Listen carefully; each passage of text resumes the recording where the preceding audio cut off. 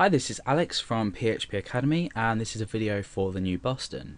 Now, in this short series, I'm going to be or this short tutorial, I'm going to be talking about the include and require inside PHP.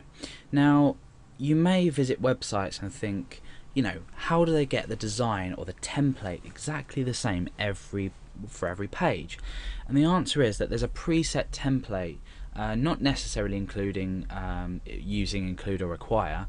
It will be using, most likely, but it will be using some kind of way to include this. Now you'll note that I've got two files open. I've got my index.php and I've got header.inc.php. Now header.inc.php has a header 1 with my page. So if we preview this in our browser, it looks like this. Now, what happens if I want to create multiple pages with the same header in? Now, let's just go and create another file, and I'm going to call this, I'm going to save this here in include require, and I'm going to call this, let's just say, another page.php. Okay, so I've got all in all three pages. I've got index.php, another page.php, and header.inc.php. Now we're going to later on in the tutorial discuss using PHP inside this file, but for now I'm going to say this is my template. Now if I want to write, let's say, echo, I'm just going to create a variable here called string, and I want to echo my variable. Okay, so on the index page this is basically going to echo string, and on here I want to echo var and echo var. So on my index page I'm echoing string, on my another page I'm echoing 10. Now what happens if I want to include the same header for both of these files? I want to have this my page header on both of these files. I can use either the include or the require function. Now for this purpose I'm going to be using include, and I'll tell you why just later. So we do include and we create sort of like two either semicolons, either two single quotation marks or double quotation marks. You can also wrap this in brackets, but I just tend to prefer to use this method. And I'm just going to simply say header.inc.php. If it was a directory before, I'd do that. If it was in another folder, I would do that. So wherever your file is, in this case it's in the same location as these two pages, in the same directory. So now what I've done is, if I go back to index page, I've actually included this file in the top of my my page just by using this keyword include and including the file. I can do that in another page as well. So include header.inc.php, and you can start to already see how useful this is, because now when I go over to another page.php, the header is exactly the same. Now the reason we do this in general when we're creating a website, let's just say it's no longer called my page anymore, it's called Alex's page. Now beforehand I would have had to go to index.php, change the header, let's just say the header was up here, I would have had to change this. Then I would have had to go over to another page and change the header there, but I've only had to change it once, and therefore because we've included it, it's updated on index.php and it's also updated on another page.php. So we've created what's called a template system, where we've included our header. We can also include like a footer and then a main body if you wanted, or a menu. It's limitless. You can use as many includes as you want on one page. Now we may want to create a page where we store variables. Now let's just get rid of this, and let's just get rid of this. Now I want to echo out var1 on this page and var2 on this page. Okay, I'm not actually going to set var1 on this page or var2 on this page. I'm actually going to set it inside the header.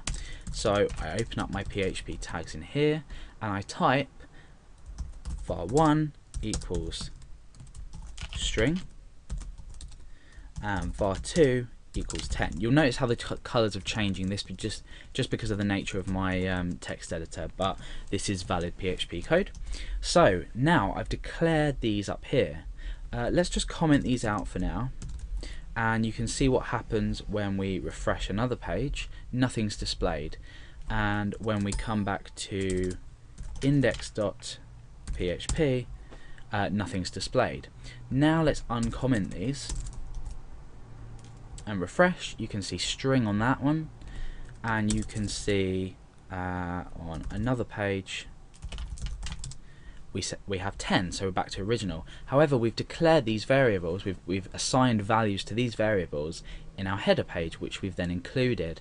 Now let's say we want to only run the rest of this page if this file exists. We want to check if this file exists. We want to kill the page if we can't find this header file, because if we're echoing out variable 1 on this page and variable 2 on this page, without this header file it's useless because we haven't declared our variables.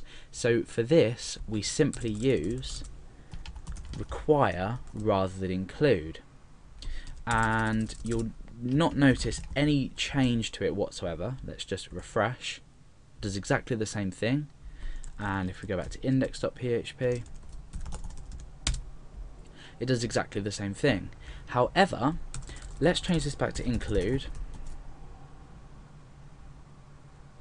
and change this back to include, and let's say we specify a file here that doesn't exist, so none or doesn't exist .php, and let's just copy and paste this into here.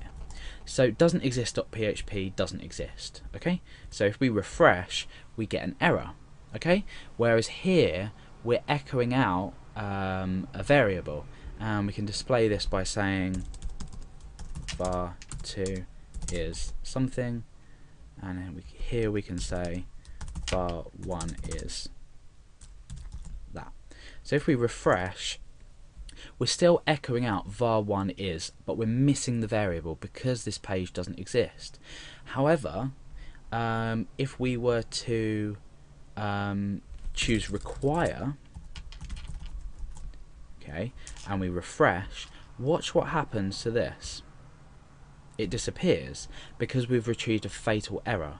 And the fundamental difference between require and include is that require just handles the errors differently. So if we can't find the file and we've required it, it kills the rest of the page. We just kill the page off. So nothing else after this line here is executed. It kills it off. Therefore, the reason this is important is because if we needed variables, and we need this variable in this case to display this whole sentence properly, we require header.inc.php, and on here we require header.inc.php. Now, because we've required it and it does exist, everything works out fine. So it's just a way with the require to ensure that you might be including a core file that has a list of variables that you need to use without your program. And because require and include are useful in the fact that you can include a long file with lots of variables that you need to use on maybe lots of different pages, require ensures that this file does exist, therefore the files are required. Include is more for design based choices. So for example, you might want to include a menu. Your website doesn't necessarily have to run with a menu. You don't want to kill the rest of the page if you maybe don't have the menu file available.